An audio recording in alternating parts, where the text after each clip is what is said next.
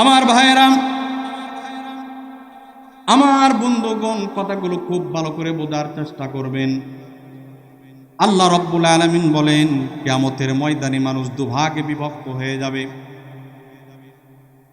ডান পাশে একদল চলে যাবে, বাম পাশে একদল মানুষ চলে যাবে। ডান পাশে যারা যাবে তাদের ডান হাতে আমলনামা দেওয়া হবে।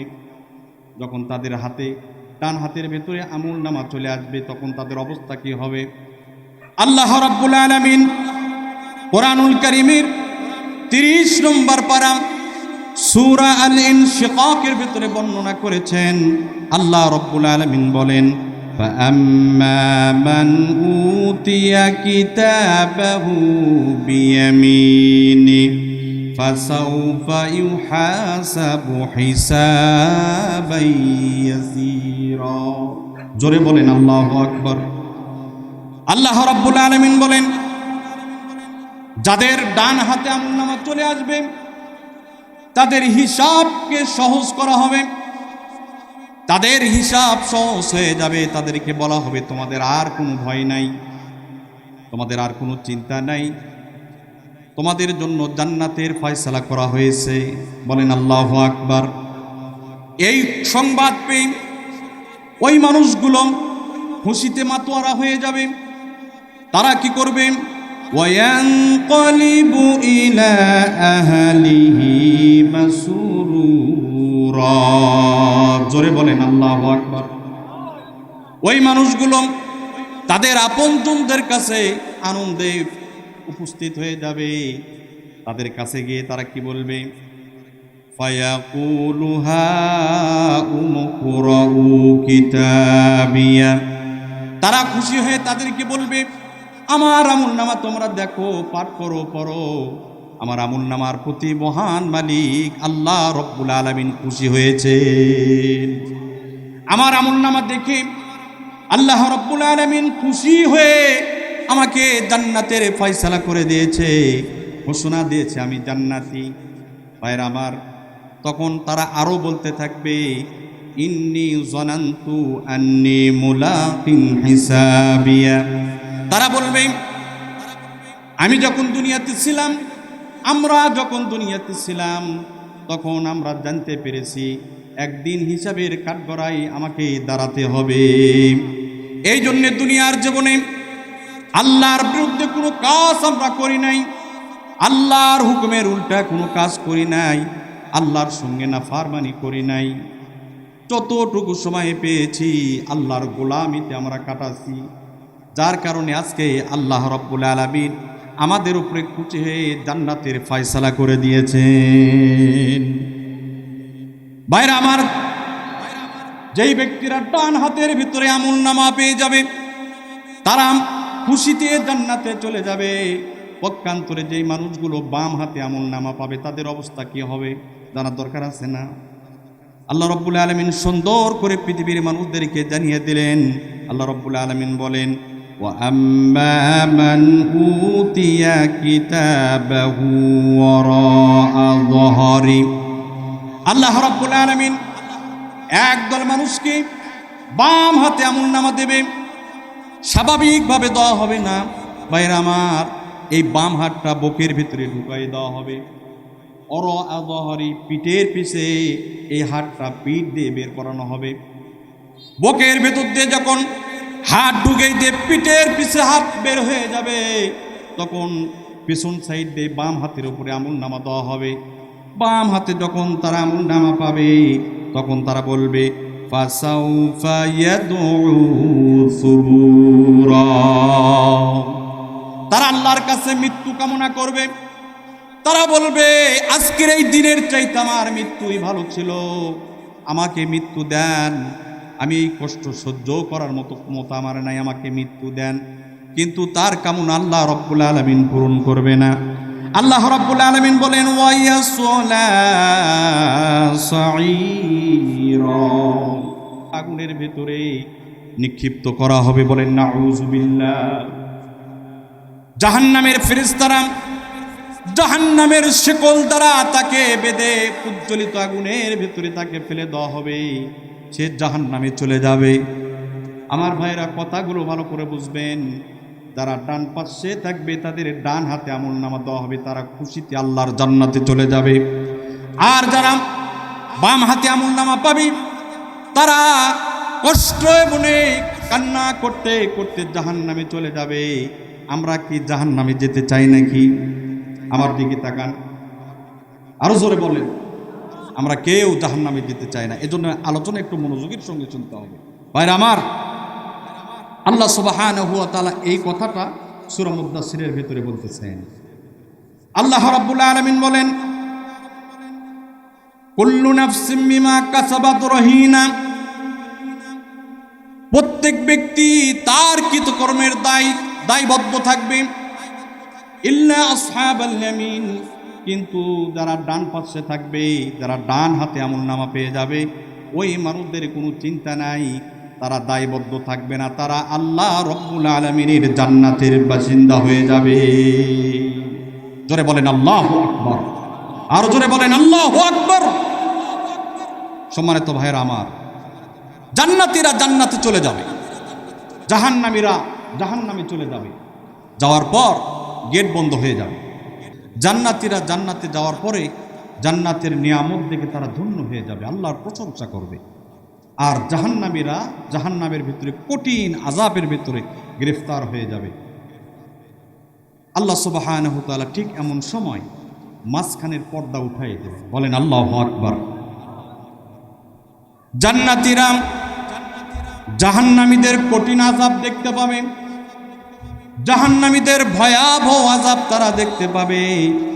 তারা দেখে আল্লাহ রাব্বুল আলামিনের শুকর আদায় করবে। তারা বলবে, আল্লাহ আপনি আমাদের দয়া করে জাহান্নাম থেকে রক্ষা করেছেন, আপনারা আমাদেরকে জান্নাত দান করেছেন।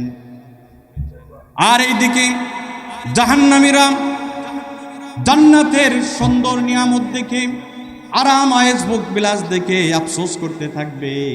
তারা বলবে, আহারে দুনিয়ার জীবনে যদি আমরা আল্লাহর হুকুম অনুযায়ী চলতাম, নবীর তরিকা অনুযায়ী চলতাম, আল্লাহর আইন যদি মানতাম, আল্লাহর বিধান অনুযায়ী যদি আমার জীবন পরিচালনা করতাম, আজকে এই কঠিন জাহান্নামের ভিতরে আসা লাগতো না, আরামে সুখ শান্তিতে জান্নাতের ভিতরে থাকতাম।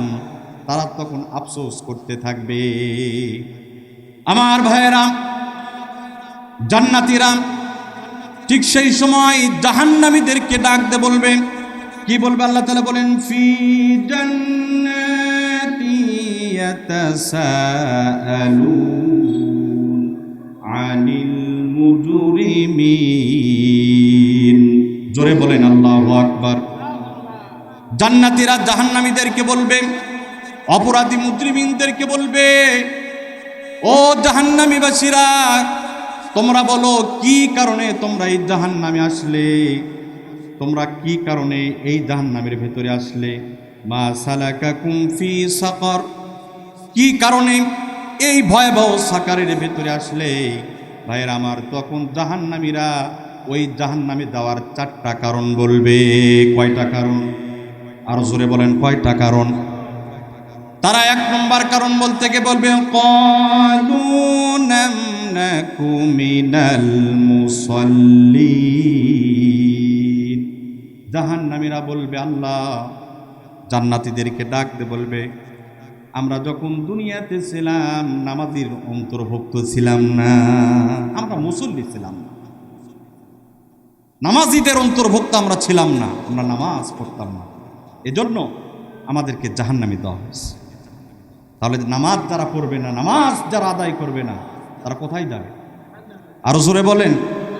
আমি বানিয়ে বললাম? ভাইরা আমার, নামাজ যারা আদায় করবে না, নামাজের ব্যাপারে যারা যত্নশীল হবে না, আল্লাহ রাব্বুল আলামিন জাহান্নামীদের কথা নোট করে দিয়েছে কোরআনুল কারীমের ভিতরে। আল্লাহ বলেছেন তারা নিঃসন্দেহে জাহান্নামে যাবে। আমরা কি জাহান্নামে যেতে চাই নাকি? আসতে বলবেন না, জোরে বলেন। আমরা জাহান্নামে যেতে চাই না। জাহান্নামে যদি না যেতে চান, নামাজ পড়া দরকার আছে কি নাই? আমার ভাইরা, যদি আমরা নামাজের ব্যাপারে যত্নবান হই, নামাজ যদি সঠিকভাবে আদায় করি, আল্লাহ রাব্বুল আলামিন জান্নাতের প্রবেশ করানোর ওয়াদা করেছেন। জোরে বলেন আল্লাহু আকবার। আল্লাহ রাব্বুল আলামিন সূরা আল মুমিনুনের প্রথমেই খাঁটি মুমিন বান্দার পরিচয় বর্ণনা করতে গিয়ে আল্লাহ রাব্বুল আলামিন বলেছেন ওয়াল্লাযীনা হুম আলা সালাতিহিম ইউহাফিজুন। জোরে বলেন আল্লাহু আকবার। আল্লাহ রাব্বুল আলামিন বলেন মুমিন হলো তারা যারা নামাজের ব্যাপারে যত্নশীল, নামাজকে হেফাজত করে, সঠিক সময়ে নামাজ আদায় করে, তারা হলো মুমিন। আর তাদের পরিণতির ব্যাপারে, তাদের ফলাফলের ব্যাপারে আল্লাহ বলেছেন উলাইকা হুমুল ওয়ারিসুন, তারাই উত্তরাধিকারী হবে। কিসের উত্তরাধিকারী? আল্লাহ রাব্বুল আলামিন পরের শব্দে বলেন আল্লাযীনা ইয়ারিসুনাল ফিরদাউস হুম ফিহা খালিদুন। জোরে বলেন আল্লাহু আকবার। আল্লাহ রাব্বুল আলামিন বলেন তারা জান্নাতুল ফিরদাউসের ওয়ারিস হয়ে যাবে, উত্তরাধিকারী হয়ে যাবে। তারা আরামে শান্তিতে অনন্তকালের জন্য তারা সেখানে থাকবে। কথাকার। তাহলে বুঝতে পারলাম নামাজ যারা পড়বে তারা জাহান্নাম থেকে মুক্তি পেয়ে আল্লাহর জান্নাতে যাবে। এই কথা, এই বক্তব্য কিন্তু আমার আল্লাহর কথা। বলেন ঠিক কিনা? ভাইরা আমার, নামাজ হলো এমন ইবাদত, নামাজ পড়লে শুধু পরকালে লাভ হবে না, জাহান্নাম থেকে শুধু মুক্তিই পাবো না, দুনিয়ার জীবনেও আমরা অসংখ্য লাভে লাভবান হয়ে যাব। পরকালে জাহান্নাম থেকে মুক্তি পেয়ে জান্নাতে যাব, কিন্তু এই দুনিয়াতেও নগদ আমাদের অনেক লাভ, অনেক লাভ। এটা বলতে গেলে অনেক সময় লাগবে, আমি দুই একটা বলি। আপনাদের কষ্ট হচ্ছে? আমার আওয়াজ, আমার কথা বুঝতেছেন আপনারা? নামাজ যদি আমরা আদায় করি, নামাজের ব্যাপারে যদি যত্নশীল হই, কি কি লাভ হতে পারে? আমি লাগবে কি কি লাভ হতে পারে আমি দুই একটা আপনাদেরকে শুনাই। যত লাভ হবে তার ভেতরে আমি মনে করি প্রধান একটা লাভ, সেটি হলো নামাজি ব্যক্তির রেজেকের আর কোনো অভাব থাকবে না। বলেন সুবহানাল্লাহ। যারা নামাজ আদায় করবে তাদের রেজেকের কোনো অভাব থাকবে না। আল্লাহ সুবহানাহু ওয়া তাআলা তাকে উত্তম রেজেক দান করবে। বলেন আল্লাহু আকবার। আর জোরে বলেন আল্লাহু আকবার। আল্লাহ রাব্বুল আলামিন বলেন ওয়া'মুর আহলাকা বিস-সালাতি ওয়াসতাবির আলাইহা লা নাসআলুকা রিজকা নাহনু নারযুকুকাল ওয়াল আকিবাতু লিত-তাকওয়া।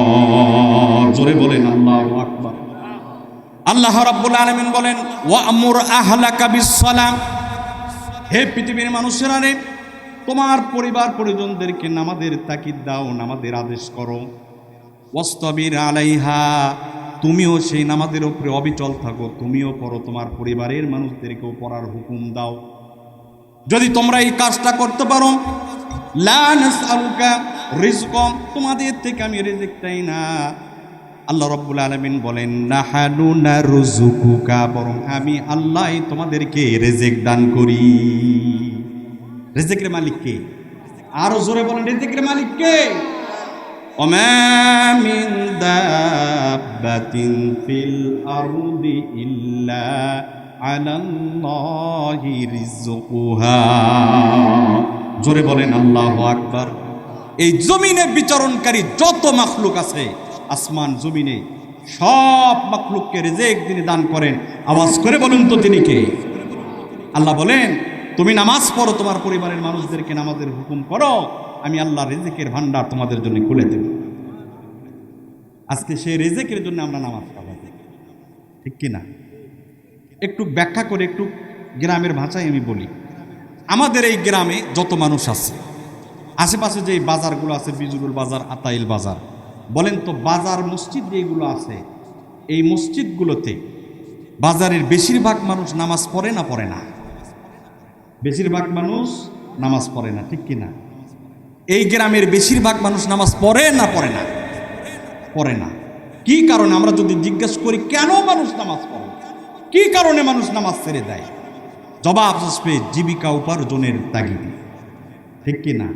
ভ্যানওয়ালা চলার, ভ্যান চালানোর মধ্যে ব্যস্ত থাকে, কৃষকরা কৃষিকাজ করার মধ্যে ব্যস্ত থাকে, এগুলোর মাধ্যমে সে জীবিকা উপার্জন করে, ঠিক কিনা? ব্যবসায়ী কাজে সে ব্যস্ত থাকে, এজন্য নামাজ কাজা করে, নামাজ ছেড়ে দেয়। চাকরিজীবী চাকরির কাজের ব্যস্ত থাকে, এজন্য নামাজ ছেড়ে দেয়। তাহলে ভ্যান চলার, রিক্সা চলান, কৃষিকাজ করা, চাকরি করা, ব্যবসা করা, এই সবগুলো করার উদ্দেশ্য হলো জীবিকা উপার্জন, ঠিক কিনা? জীবিকা উন্নয়ন করার জন্য মানুষ নামাজ ছেড়ে দেয়। এই জীবিকা কি? জীবিকা বাংলা শব্দ, আর আরবি কি? আরবি হলো রেজেক। আরবি কি? আরবি হলো রেজেক। রেজেক উন্নয়নের জন্য মানুষ নামাজ ছেড়ে দেয়। কথা খুব ভালো করে বুঝবেন। আল্লাহ বললেন, বান্দা তুমি নামাজ পড়ে এই মানুষগুলো সকল অপরাধ থেকে নিজেকে দূরে রাখতে পারবে।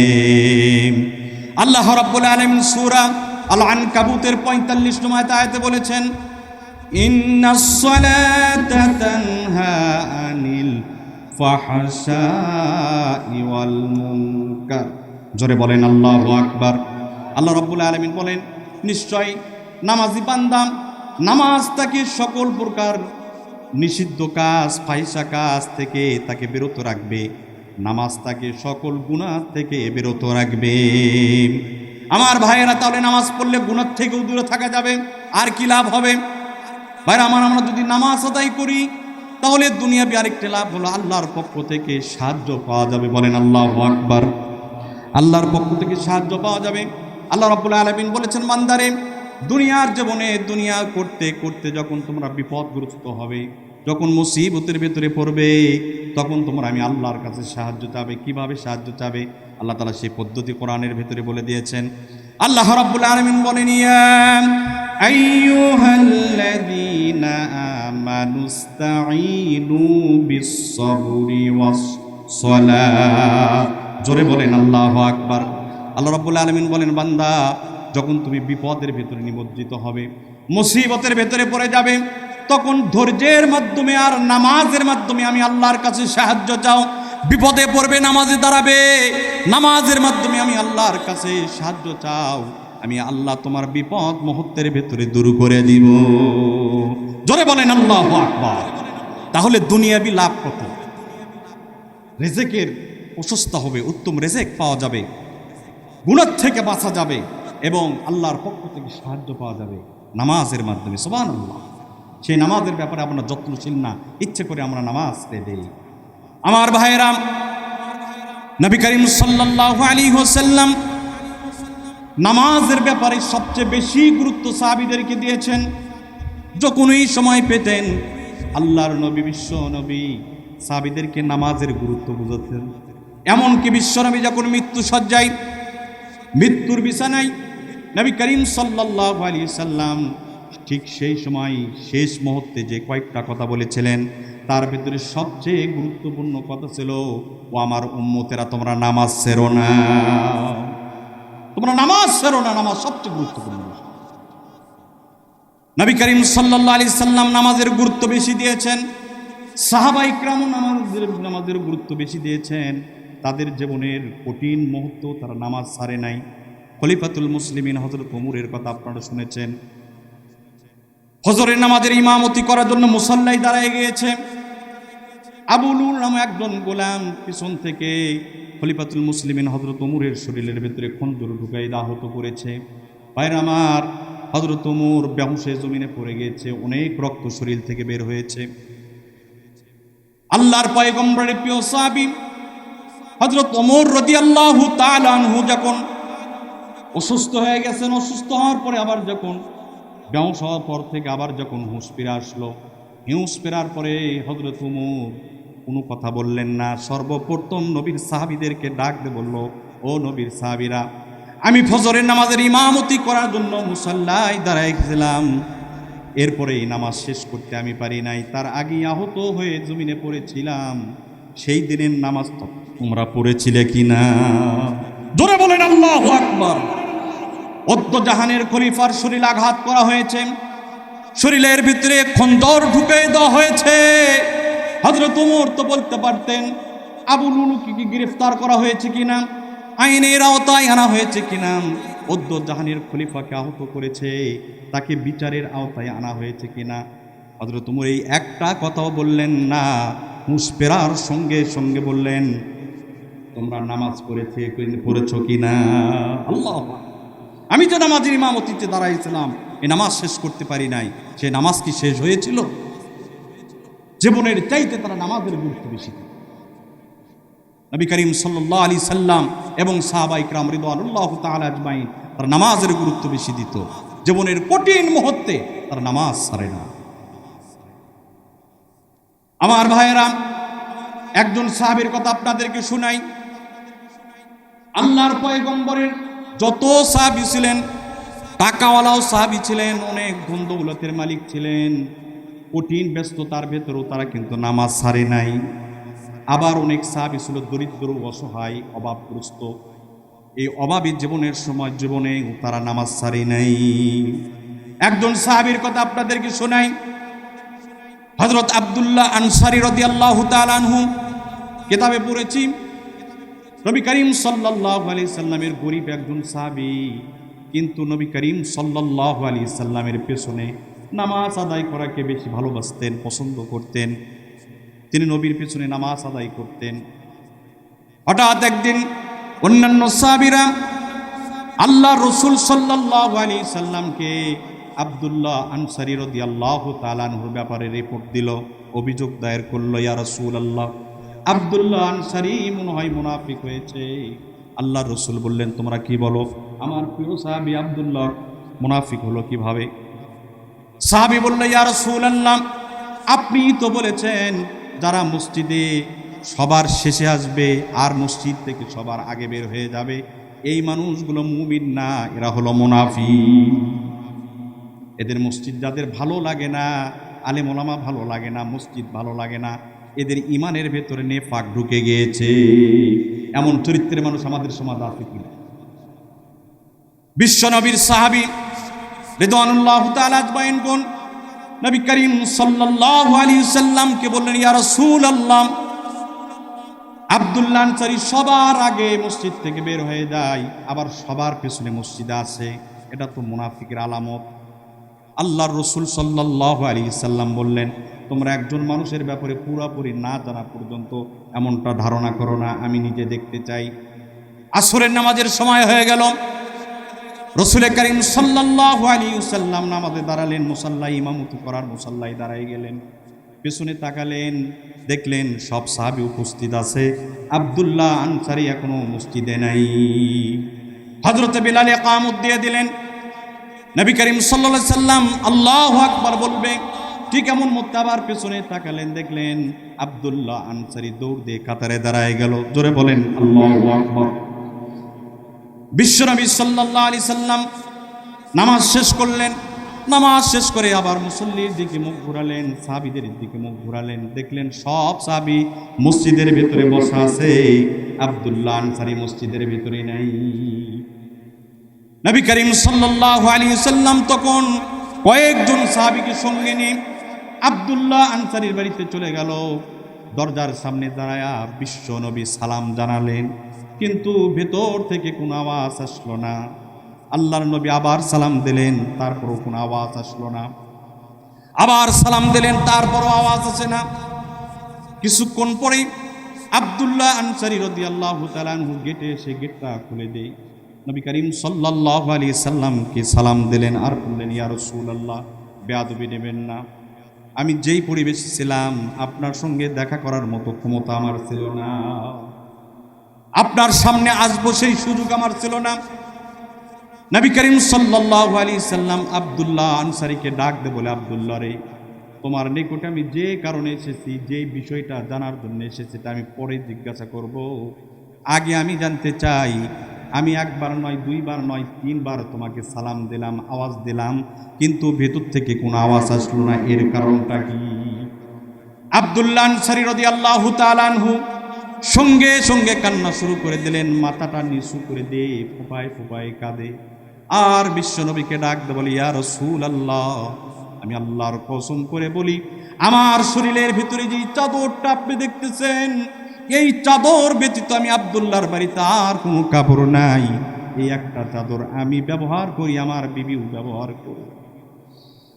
ইয়া রাসূলুল্লাহ, আমার ঘরে রাগ কন্যারে আমি গর্ত খনন করে রেখেছি, যখন নামাজের সময় হয় তখন আমি ওই চাদর পরে মসজিদে আপনার পেছনে নামাজ আদায় করার জন্য মসজিদে চলে যাই, আর আমার বিবি উলঙ্গ হয়ে ওই গর্তের ভেতরে বসে থাকে। আল্লাহু আকবার। আমার ভাইয়েরা, আমার বন্ধুগণ, আব্দুল্লাহ আনসারী রাদিয়াল্লাহু তাআলা আনহু বলে, ইয়া রাসূলুল্লাহ, আমি আপনার পেছনে নামাজ পড়াকে পছন্দ করি। আমি তাড়াতাড়ি মসজিদ থেকে বের হয়ে এসে চাদরটা শরীর থেকে খুলে আমার বিবিকে দিয়েছি। বিবি নামাজে দাঁড়ায় গিয়েছে, আর আমি উলঙ্গ হয়ে গর্তের ভেতরে বসেছিলাম। ঠিক এমন সময় আপনি দরজার সামনে এসে সালাম দিয়েছেন। ঠিক এমন সময় আপনার সামনে যাওয়ার মতো সুযোগ আমি আব্দুল্লাহর ছিল না। আমার ভাইয়েরা, আমার বন্ধুগণ, সাহাবা ইকরাম এই কঠিন মতো তারা নামাজ ছাড়ে নাই। ঠিক কিনা জোরে বলেন? আজকে আমরা সামান্য একটু হালকা অজুহাতে, কাজের অজুহাতে, ব্যস্ততায় আমরা নামাজ ছেড়ে দেই। মনে রাখবেন, যারা নামাজ ছেড়ে দেবে এই মানুষগুলো জান্নাতে যেতে পারবে না। এই বক্তব্য কিন্তু জাহান্নামীদের। জাহান্নামীরা বলে, তাদেরকে যখন জিজ্ঞাসা করা হলো কি কারণে তোমরা জাহান্নামে এসেছো, তারা 4টা কারণ বলল। 4 কারণের ভেতরে 1 নম্বর কারণ তারা বলেছে, ক্বালু নাকু মিনাল মুসাল্লিন। জোরে বলেন আল্লাহু আকবার। জাহান্নামীরা বলেন, আমাদের জাহান্নামের আসার 1 নম্বর কারণ হলো, আমরা যখন দুনিয়াতে ছিলাম তখন আমরা নামাজীদের অন্তর্ভুক্ত ছিলাম না, আমরা নামাজ পড়তাম না, এজন্য আমাদেরকে জাহান্নামে দেওয়া হয়েছে। 2 নম্বর কারণ হলো, জাহান্নামীদের বক্তব্য 2 নম্বর কারণ হলো, ওয়ালাম নাকুনু তুইমুল মিসকিন। আমরা যখন দুনিয়াতে ছিলাম দরিদ্র, অসহায়, মিসকিনদেরকে আমরা খাবার দেই নাই। শুধু কামাই করেছি আর জমা করেছি, নিজেরাই ভোগ বিলাসী করেছি, নিজেরাই ভোগ করেছি, আনন্দ করেছি, ফুর্তি করেছি। পাশের, আমার বাড়ির পাশে একজন দরিদ্র মানুষ ছিল, অভাবী মানুষ ছিল, অসহায় মানুষ ছিল, তার খোঁজ কোনোদিন নেই নাই। যার কারণে মহান মালিক আমার উপরে নারাজ হয়ে আমাকে জাহান্নামে দিয়েছে। অমুসলমান, বোঝা গেল শুধু টাকা পয়সা জমা করলে হবে না, গরিব, অসহায়, দরিদ্রকে সাহায্য করা লাগবে, তাদেরকে খাদ্য খাবারের ব্যবস্থা করার দরকার আছে কি নাই? যদি আমরা না করি তাহলে জাহান্নামে যাওয়া লাগবে। এরপরে জাহান্নামীদের 3 নম্বর কথা হলো, তারা বলে, ওয়া কুন্না নাখুদু মাআল খাইদিন। তারা বলে, আমাদের জাহান্নামের আসার 3 নম্বর কারণ হলো, আমরা যখন দুনিয়াতে ছিলাম তখন যেখানে বেহুদা কথাবার্তা হচ্ছিল, অনার্থক কথাবার্তা হয়, সেই জায়গার ভেতরে আমরা বসে অনার্থক কথা বলতাম। এমন সমাজে অনেক মানুষ আছে, 4 স্টলে দেখবেন ঘন্টার পর ঘন্টা অনার্থক বেহুদা কথা বলে সময়গুলো নষ্ট করে। কথা বলেন ঠিক কিনা? এই মানুষগুলো জাহান্নামে চলে যাবে। আমার ভাইরা, 4 নম্বর, ওয়া কুন্না নুকাযযিবু বিয়াউমিদ্দিন। 4 নম্বর কারণ হলো, তারা বলবে কিয়ামতের দিবসকে আমরা অস্বীকার করতাম, এজন্য আল্লাহ সুবহানাহু ওয়া তাআলা আমাদের উপর নারাজ হয়ে জাহান্নামে দিয়েছে।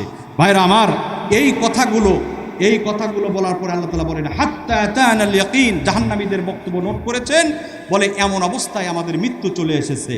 এই কথাটা কোরআনের ভিতরে নোট করে দেয় আমাদেরকে আল্লাহ পাক জানিয়েছে যে এই বদ অভ্যাস যদি তোমাদের ভেতরে থাকে, তোমাদের ঠিকানাও হবে জাহান্নামে। এইগুলোর থেকে যদি আমরা বের হয়ে আসতে পারি, নামাজ যদি আদায় করি, আর যদি মানুষকে খাওয়াই, দান করি, আর যদি আমরা সমালোচনার থেকে দূরে থাকি, অনার্থক কাজকর্ম থেকে দূরে থাকি, কিয়ামতের দিবসকে পরিপূর্ণ বিশ্বাস করি, তাহলে আল্লাহ সুবহানাহু ওয়া তাআলা চিরস্থায়ী জান্নাতের বাসিন্দা আমাদেরকে বানায় দেবেন। সকলে জোরে বলেন আল্লাহুম্মা আমিন।